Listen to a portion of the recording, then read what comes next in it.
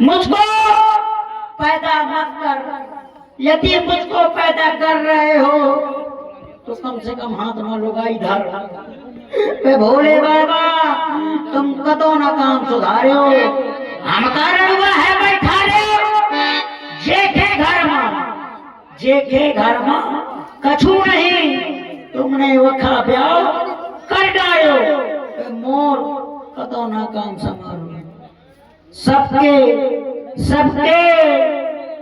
पतरी में दुई बरा और मोरे खपरी में पत्थर परा। हाँ भैया जे कह दिया का सबके घर में मेहरिया है, लेकिन मोए घर में मेहरिए ने, मोए घर में कछु चीज की कमी ने। हाँ महाराज मोरे घर में कुछ की कमी ने। हाँ विराट जी सीढ़ी दान धरे धरे आंधा थी। हाँ सीढ़ी दान ना कि सीढ़ी पे ले रहा है पहले कर कोनो खोलवाइए ने। हाँ राम लगे अपने मकान के किनारे किनारे हटा पलंग डारी हो तो कोनो करवाइए ने। हाँ तो वही मठा बिलार बार के चिटकत रहा तो ये करती होता नहीं वो करती। और जब जनवरी की कड़ाके की ठंडी पड़त तो सबको के भेड़ी हो जाता। हाँ तो एक और का भैया ने फिस करे वैसे जिंदगी मोसा तो फिस करे में लगी है ताऊ बाजू वो फिस करे में। जे के घर में से लुगाई है वो के घर में बहू बना, जे के घर में लुगाई नहीं है तो वो से पूछा रड़ुआ पर कैसा बात है भाई साहब। रड़ुआ हो यदि वही मोहल्ले से 3 बार निकल जाई और जब चौथे बार जाई तो पूरे घर के दरवाजा बंद मिले। कह रहे रड़ुआ ये मोहल्ले से निकल चुका हो अब बुरी नजर डारी। और रड़ुआ भी कितने प्रकार के होते हैं, 3 प्रकार के रड़ुआ हुआ था। कौन कौन? जन्मजात रड़ुआ, कर्म रड़ुआ, बीच का रड़ुआ। और बीच का रड़ुआ के एक आध है जिसकी भारी जवानी में लुगाई बुझा जाए वो का बीच का रड़ुआ का आध है। और कर्म का रड़ुआ के एक आध है जिसके कर्म में लुगाई न बदी हो। और जन्मजात रड़ुआ को आध का है वो बहुत बड़ा हरामी हुआ था साहब। भाई ये जन्मजात रड़ुआ हुई शाम को 4 बजे जब कॉलेज की छुट्टी मिली, छुट्टी हो 4 बजे तो वो घर नहीं मिल सकता है। वो घर बाहर गांव की पुलिया में बैठ मिली कहे 4 बजे छुट्टी होने वाली हुआ थी। अब वहाँ थे छुट्टी हो गए अब घर पहुंच गई। अब वहीं से बेचारो को फोन मिला नहीं अब ये कहीं से फोन उठ गया तो कहा हेलो हेलो हेलो बाबू ने खाना खाया तो बाबू का कहा था अब हमें स्कूल से चलिए अब जाके बनाइयो खाइयो। और यहाँ से इतना कहीं मिले आवा था तो कभी नेटवर्क यहाँ प्रोग्राम कैंसिल है। हाँ ऐसे प्रकार के जो हुआ था वो बड़ा हरा भरा हुआ था वो के चांडाल बार हुआ था जो जन्मजात रड़ुआ हुआ था। पूछा रड़ुआ से कैसे रात गुजरती है, पूछ रहे करौंदी के रड़ुअन से। ये रड़ुआ बैठी जितना बैठी रड़ुआ बैठी वो गौर से सुन रहा बात ये रड़ुआ की जिंदगी कैसी हुआ थी। भाई साहब जिंदगी में सब कुछ करना तो लेकिन रड़ुआ मत रहना। रड़ुआ रहना बहुत दिक्कत है। हर साल आता है कुआर, हर साल कुआर आता है। इस बार सोचता हूँ कि कुआर आ रहा है, इस बार मैं कुआरपन से निपट जाऊंगा सूरज जाऊंगा। तो कुआर का हाथ का कुआर खिसक जाते मैं कुआर में बैठ रहा था। राम लगे अपने खेत में मूंग बवाद है और पिसिया बवत है और कुछ बवत है। मैं अपने खेत में का बवत हूँ भदैनी लिपस्टिक। हाँ मुई लोग आई का सब चीज की कमी पड़ जाए तो लोग लिपस्टिक की कमी न पड़ रहा है। हाँ ये खेमारी आजकल ब्याह शादी में देखे तो मार लोग आई लाली चबाई चली होती है पूरे पासा भर में लाली ये खेमारे लाली की कमी न पड़े। जब लाली की कमी बिल्कुल पड़ी ना, जब शादी नहीं हुआ था तो वो लाली का टोड़वा लिया था। जब लाली का टोड़वा लिया था तो वो सुखाने का धर दिया था। जब सुखा सूख जाती तो वो बना ली तो ठाकना वही का फाकत रहा था। बहुत फायदेमंद हुआ था गर्मी में। हाँ अमोय घर में टेलीविजन तो धरे धरे सौ धाता है कि माई के चली जाए मुझे फोन लगावे हेलो कहाँ कर रहे हो मैं कहीं कुछ नहीं कर रहा हूँ कोरोड़ी में बंद में सारी घर भराए में लागू है क्या करूँ आइए नहीं हेलो भाई राम ने के एक साल में एक दिन का त्योहार आता है काय का त्योहार बड़े ठीक का त्योहार तो 13 मार्च का है भाई होली का मरा में साल भर नहीं नहाता होली के दिन जरूर नहाता हूँ एक हमारे नहाता हूँ क्योंकि यहाँ करौंदी वो मोर रिश्तेदारी भी है यहाँ पर रंगुलिया भौजी रहा थी हाँ रंगुलिया भौजी रहा थी यहाँ मेरी रिश्तेदारी भी है तो उस 5 रुपए की रकम फंसा के काट से हर नीलो रंग लावा था और बाल्टी में घोल लिया था और जब बाल्टी में घोल लिया था तो चल गया था कहाँ अपने फूफा अपने मतलब भौजी से मिले और जब भौजी के द्वारे में पहुंचा था दरवाजा खटखटा ओ भौजी दरवाजा खोलो भौजी दरवाजा खोलो भौजी तो नहीं है मतलब भैया पहले ठाण गलत है तो भैया का मैंने भैया के पाँव छुए मैंने कहा भैया साल भर में त्योहार आता है भाभी के नाम लगाया तो भैया का आते हैं बहना जाता है अंदर भाभी फरमा को भैया बड़ा मामा बाची है तो मैं कहते भैया थोड़ी गाल लगा लियो पाछू के भाग गई तो भैया कहते नहीं जाएगा तो नहीं जाएगा अंदर मन को नर्रात कहे कहा है यार मैंने को ठीक है नहीं जान देगा नहीं जान देगा मैं कहा तो मान न दे मैं चाहता हूँ मेरे पाछे का मुड़क के चल जाए तो और पाछे का देखा भी जा तो वो बिच्छी तो नहीं ठाड़ कर दे रहता है ये उतार के 4-5 रगड़े चलो जाए जब आवा तो बीच बकरी में बैठ जाता हूँ जब बीच बकरी में बैठ जा तो बाल्टी रख ले आता हूँ बाल्टी मुझे देखा थी मैं बाल्टी के देखा ये सोचा तो पनारा में भावत हूँ तो 5 रुपये बर्बाद जाते हैं तो वही को उठा के बाल्टी का ढार ले आता हूँ और छत में बैठ जा तो नीलकंठ बन के हाँ भैया रड़ुआ सो रड़ुआ क्या बतलाए दोस्तों क्या बतलाए दोस्तों अब तक हुई न शादी क्या बतलाए दोस्तों अब तक हुई न शादी तन्हाई में अकेले चुप फुसुक रोया करता हूँ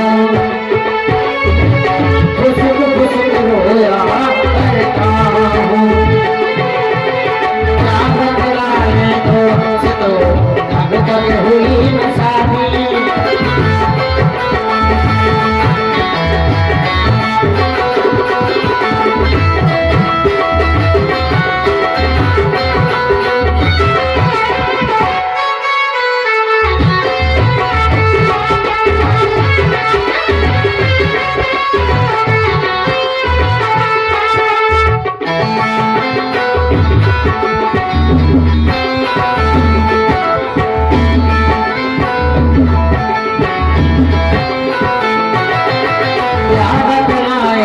अब तक हुई न शादी क्या बतलाए दोस्तों अब तक हुई न शादी करते बधाई में अकेले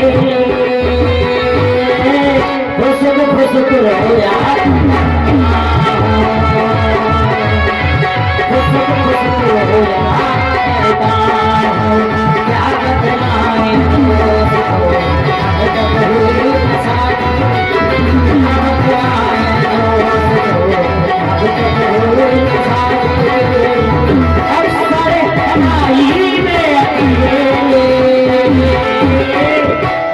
फुसुक रोया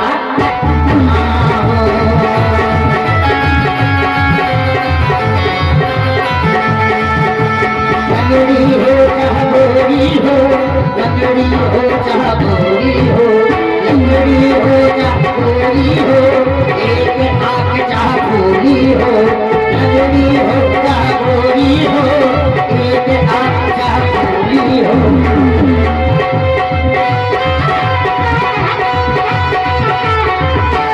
लंगड़ी हो चाह बोरी हो एक आंख चाहती है।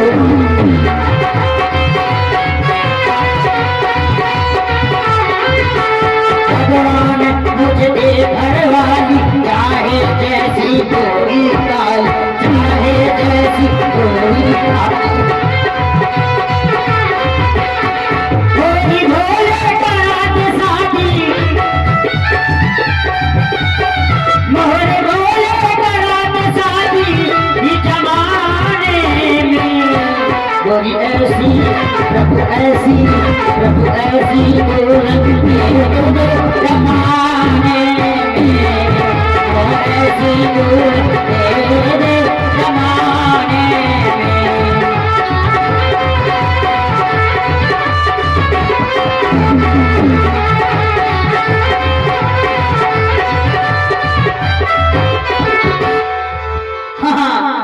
भैया जितने रणवा हो तो व्यवहार लिखा बच्चे हो, कैसे मैं अपनी ब्याह की पूरी खवा दी हूँ।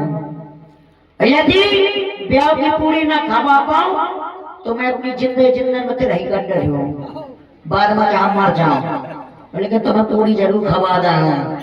हाँ, एक दिन बोले पड़े हम पप्पा से, बप्पा हम होकर बेशादी,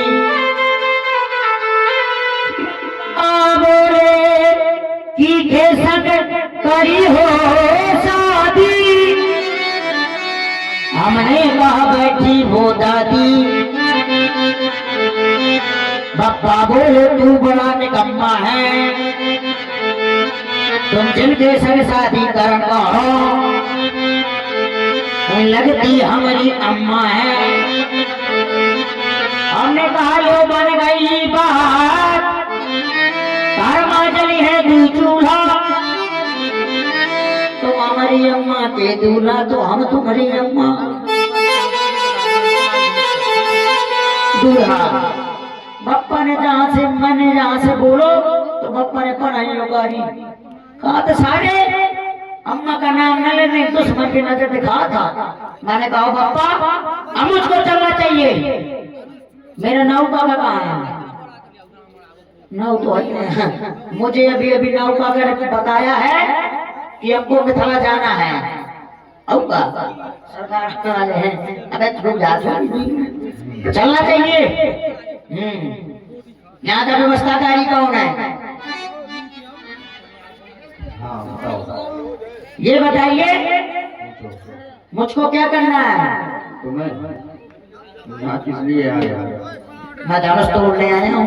तुम्हारा हाँ आपके जीवन की जय जयकार हो। हाँ बताए। 10 नंबर की सीट आपके लिए है, आप जाकर के बजा लिया। हाँ इसको तोड़ दे धनुष आ गया। हाँ ये जब जनक जी का आदेश होगा तब आप अभी बैठिए। ठीक है ठीक है। चाय पानी करिए, नाश्ता करिए। हाँ आ गए आगे जनक आ गए आ गए आ गए आ और गए। ये अब यहाँ से रावण और बाणासुर जी का सुंदर संवाद देखिए। रावण जी का सुंदर दरबार आप लोग देखेंगे। धन्यवाद। जिसके भय से कांपते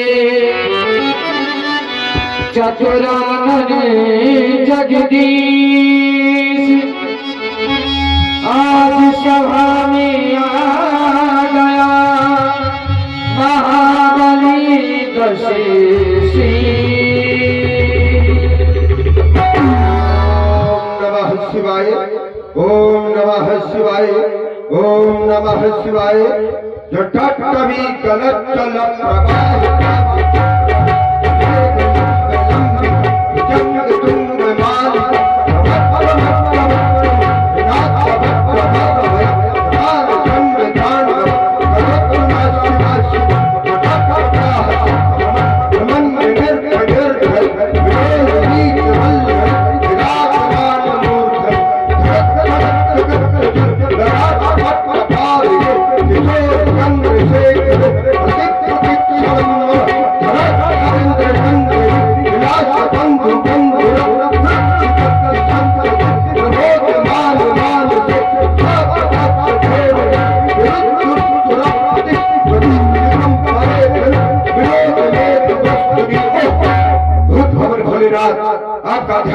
हुए निसंगता से मैं शयन कक्ष में शयन कर रहा था, तभी अकस्मात ये मेरे श्रवणरंध्रों में अकस्मात ये अट्टहस की धन सुनाई पड़ गई। आज कौन हंस रहा है रावण पर? आज क्या होने जा रहा है ये रावण के जीवन पर? भोलेनाथ, आज इस त्रिलोक में कौन ऐसा हो गया जिसने ये अट्टहास करते हुए आज रावण के हृदय को उच्चाटन किया है? आज किसने अपनी मृत्यु का आवाहन किया है? ये कौन कर रहा कहां से? ये कौन कर रहा कहां से? ये किसने छोड़ी जीने की राह से? ये कौन कर रहा कहां से? ये गाली कंखन पर रिक्त हुआ ये कौन कर रहा अट्टहास? ये शक्ति ने शक्ति छोड़ी या बाहर उनका गिराया या शिव ने तीसरा खोला? ये मंद प्रकाश ये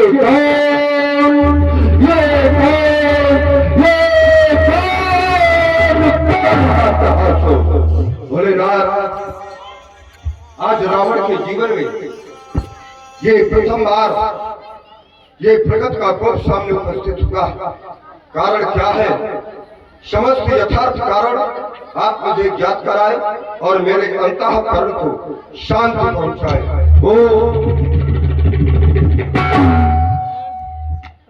क्या था आज रावण के जीवन में जो प्रथम बार ये प्रगत का कोप सामने उपस्थित हुआ? कारण में है वो राजा जनक, और राजा जनक के यहाँ पर और रखा हुआ भूत भवन भोलेनाथ का धनुष। वो राजा जनक धनुष को तोड़वा करके परमात्मा को ढूंढना चाहता है, लेकिन राजा जनक ये भूल गया है कि यदि परमात्मा आया है तो राजा जनक के लिए नहीं आया, मूल में ये रावण है, रावण। क्योंकि यदि वो परमात्मा आया है तो कर रहा प्रतीक्षा मैं था जिसकी, तो मेरा यह पूर्ण कार्य हुआ। और यदि वो परमात्मा आया है तो मेरे ही उद्धार हेतु उस नारायण का अवतार हुआ। जाऊंगा मिथिला जाकर के परमात्मा को ढूंढूंगा, और मिल गया तो मैं उसकी पूजा नहीं करूंगा, ना उसकी आरती नहीं उतारूंगा, उससे मैं शत्रुता करूंगा। क्योंकि जब मैं शत्रुता करूंगा तभी तो हमारा उद्धार होगा। तो बस मैथिल प्रदेश प्रस्थान से पूर्व ये लंकावासी एक बार प्रेम से जय घोष करे, बोलो शंकर भगवान की।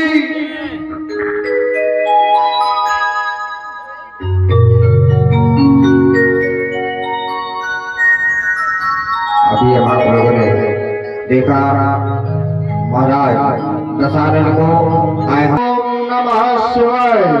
कर्पूर गौरम करुणावतारम संसार सारम भुजगेन्द्र हारम सदा वसंते हृदयारविंदे भवम भवानी सहतां नमामि। ओम नमः शिवाय। ओम नमः शिवाय। ओम नमः शिवाय। ये क्या? मैं अपना ध्यान भगवान शंकर के चरणों में लगा रहा था। एकाएक आज मेरा ये ध्यान भगवान शंकर के चरणों से ये अलग हो गया। ये कौन हो रहा है? बलिपत्र वाले सावधान हो जाओ। ये सावधान करने वाला कौन? ये आज बलिपत्र वाले को ये कौन कर रहा है? ये सावधान शब्द की ध्वनि कैसी? आज मेरा ये हृदय आज अचानक भूलोक में जाने के लिए क्या मचल रहा है? कौन कह रहा है सावधान हो जाओ, सावधान हो जाओ, सावधान? किसकी मैया ने ऐसा होना है जो आज बारिश को सावधान कर रहा है? आज तक बारिश में किसी को भी ये सावधान नहीं किया, पर बारिश के कानों में अचानक ये सावधान सभी घड़ी कैसी, पर मेरा ये हृदय बार बार के धुएं को जाने के लिए लगा रहा है, जो मेरे पिता बलि ने ये धूल मैदान में दी थी। आज अचानक मेरा ये हृदय बार बार क्यों कह रहा है, बलि पुत्र बारिश को अपने घर में ये लो और चलो तुम धूलों की ओर, पर ये बार बार सावधान कौन कर रहा है? अरे कौन ऐसा वीर पैदा हो गया है? एक बार मैंने भगवान शंकर से कहा, भगवान शंकर ये में ही, पर भगवान शंकर ने कहा, बारिश मैं तुमसे युद्ध नहीं कर सकता। मैंने कहा क्या नहीं कर सकते?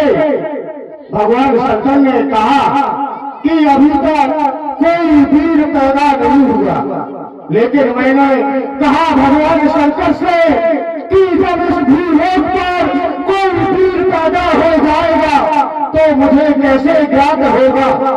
तो भगवान शंकर ने मुझे ये श्वेत पताका दी थी, कहा था बारे जाओ तुम अपने महलों में इस श्वेत ध्वजा को लगा देना। जब तक ये श्वेत ध्वजा लहरा रही है समझ लेना कि पृथ्वी पर कोई वीर पैदा नहीं हुआ। जैसे ही मैं इस ध्वजा की ओर देखता हूँ तो ये ध्वजा जो भी क्या फहरा रही है, पर ये बार बार सावधान कर रहा है। क्या माँ काली का वो रक्त से भरा कप्पड़ खाली हो गया, या भगवान शंकर ने अपना वो तीसरा नेत्र खोल दिया? क्या इस भूलोक पर कोई भूचार आने वाला है? पर भगवान शंकर मुझे ज्ञात कराए क्या कारण हो सकता है? आप ज्ञात नहीं कराएंगे, मैं स्वयं ज्ञात कर लूंगा कि ये बार बार सावधान कौन कर रहा है। ओम नमः शिवाय, ओम नमः शिवाय, ओम नमः शिवाय। विदित हो गया मिथिला के राजा महाराज जनक अपनी पुत्री सीता का स्वयंवर कर रहे हैं और उस स्वयंवर में हमको नहीं बुलाया। क्यों? क्योंकि महाराज जनक और हम दोनों गुरु भाई हैं, एक ही गुरुकुल में पढ़े हैं, लेकिन अक्सर ऐसा होता है एक पिता जब अपनी पुत्री का विवाह करता है तो अक्सर अपनों को ही भूल जाया करता है। लेकिन हमको मथुरा जाना चाहिए। ये कौन कर रहा है? ये कौन कर रहा है? वही बचवाले सावधान हो जाओ। अरे ये कौन विमान से जा रहा है? ये तो लंका के राजा रावण पुष्पक विमान से जा रहा है। ये अवश्य मिथिला की ओर जाएगा। यदि मैं वहां नहीं गया तो वो अमृत हो जाएगा। ये मुझसे मतवाला रावण मुरबानी कर दिखाएगा, पर जाएगा दिखाना। मैं अभी आ रहा हूँ। इसके पास एक पुष्पक विमान जो इसकी मन की गति से चलता है, ये मुझसे पहले पहुंच जाएगा, लेकिन मुझे इस लंकेश से पहले पहुंचना होगा। क्या हुआ? भगवान शंकर ने मुझे 7 की माला दी थी, कहा था बारे तुम जब भी इसका संग्रह करोगे तो मनचाहे स्थान पर पहुंच जाओगे। आज मुझे उसी माला का संग्रह करना होगा और लंकेश से पहले मथुरा पहुंचना होगा। ब्रह्म विश्वनाथ हर हर महादेव। हे भगवान शंकर के आयुष प्रदान बलि पुत्र बारेश का करार स्वीकार हो। देश देशांतर से आए हुए राजा महाराजा महाराज जनक ने मुझको यहाँ की व्यवस्था के लिए रखा है, लेकिन सभी राजा महाराजा एक बात मेरी कान खोल करके सुन ले। जिस भी राजा महाराजा ने आज यहाँ पर उपद्रव मचाने की कोशिश की तो आज बलि पुत्र बारेश के हाथों से मारा जाएगा। इसलिए सभी राजा महाराजा सावधान सावधान सावधान।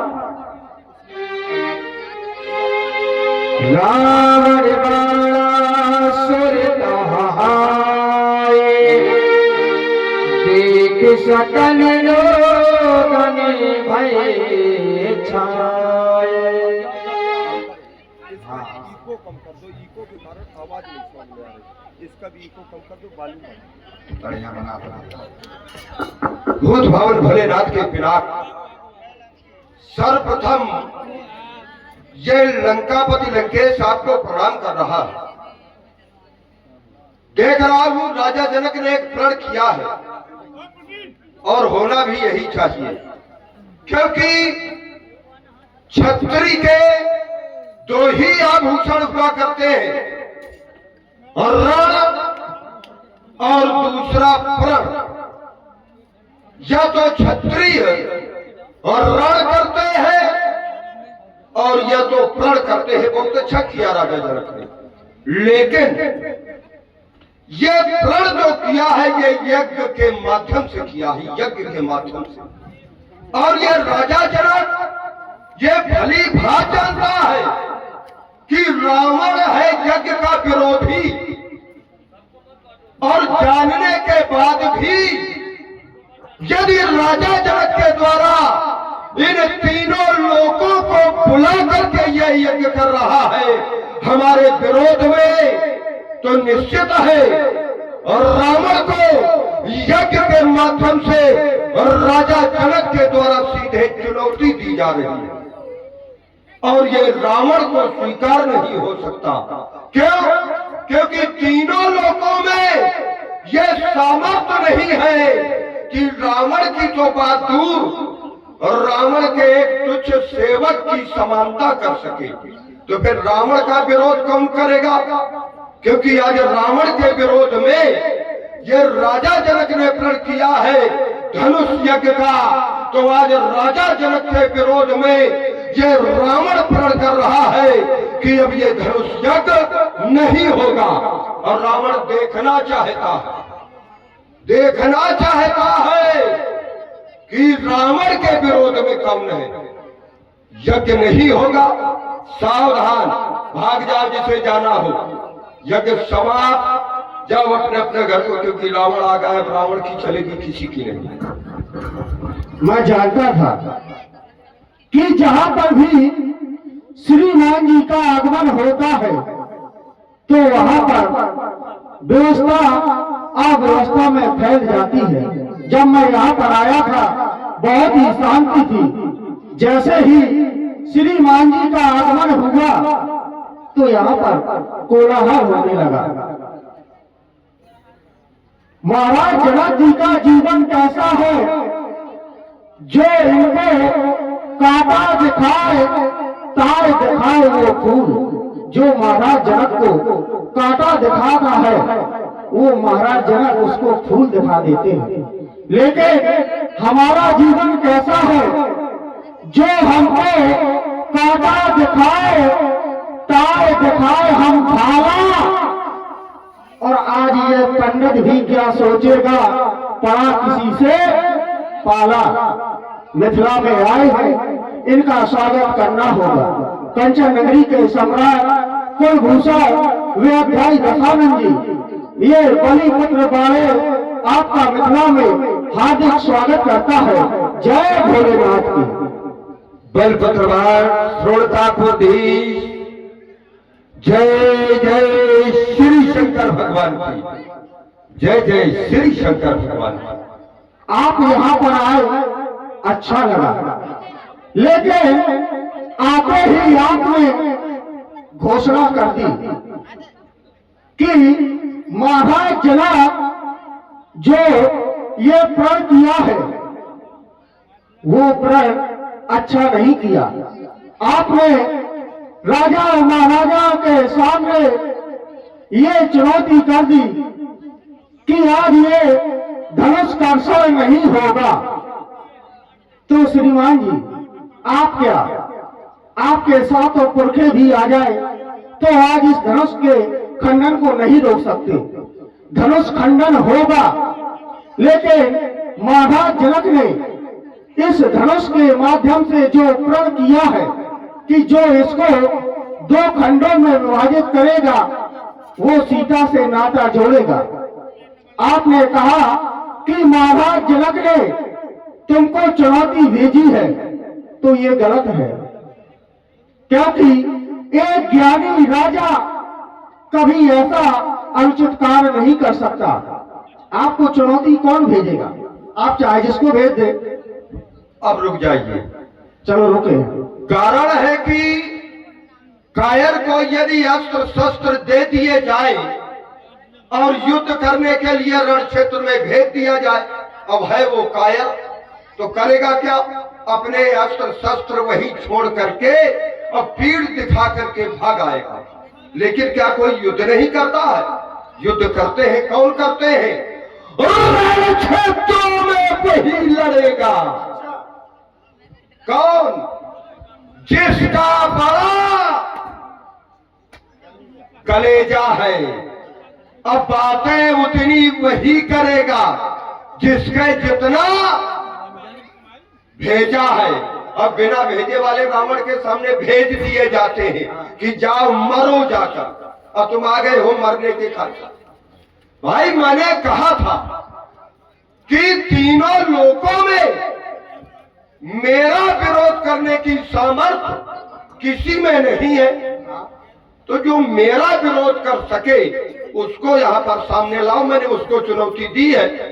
तुम कह रहे तुम आ गए हमारे सामने, हमने तुमको चुनौती थोड़ा दी है। हम जानते हैं कि तुम हमारा विरोध नहीं कर सकते। क्यों?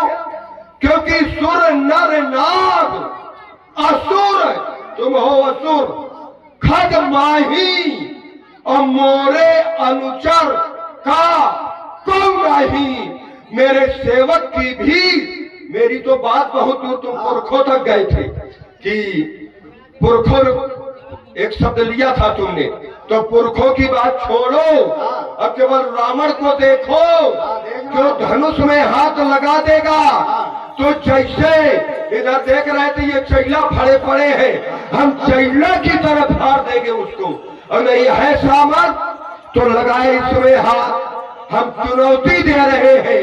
हम ये तीनों लोग के जो बैठे हुए हैं, जहाँ क्योंकि त्रिभुवन जय समेत बैठे ही, तो आए हमारी चुनौती उनके लिए है।